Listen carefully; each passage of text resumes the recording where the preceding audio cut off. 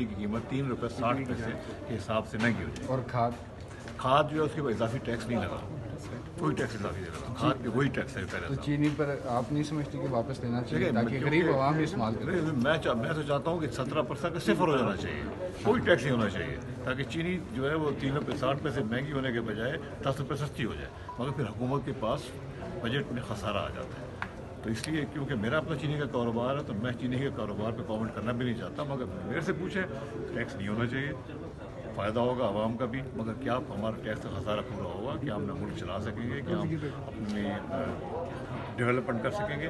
یہ باتیں جو ہوتی ہیں جب فائنانس منسٹری بیٹھتی ہے ٹیکس لگانے کے لیے, سوچنے کے لیے کہاں سے پیسہ آئے گا, تو یہ سب چیز سوچنی پڑتی ہے. 5,500 ارب روپے ٹیکس کا ٹارگیٹ ہے جو پاکستان کی تاریخ میں سب سے بڑا ٹارگیٹ ہے. اس لیے فیصلہ کیا گیا ایک پرنسپل کہ ایگزمپشن ختم ہو جائے گی. ایگزمپشن کیا ہوتی ہے کہ جی چینی کے اوپر سب کے اوپر ٹیکس 17% ہے, چینی کے اوپر 8 ہے, کیوں ہو گئی, اس کو 17 کرو. اس لیے گھی کے اوپر جو ہے صرف امپورٹ سٹیج پہ ٹیکس لگتا ہے, نہیں, اس کے بھی ٹیکس عوام کو بوجھ برداشت کرنا پڑے گا, جو تھوڑا بہت برداشت کرنا پڑے گا. اور انشاءاللہ تعالی حالات جب بہتر ہوں گے, ڈیولپمنٹ ہوگی, اکنامک گروتھ ہوگی, تو اصل فائدہ عوام کو اس چیز سے ہوگا. بہت شکریہ.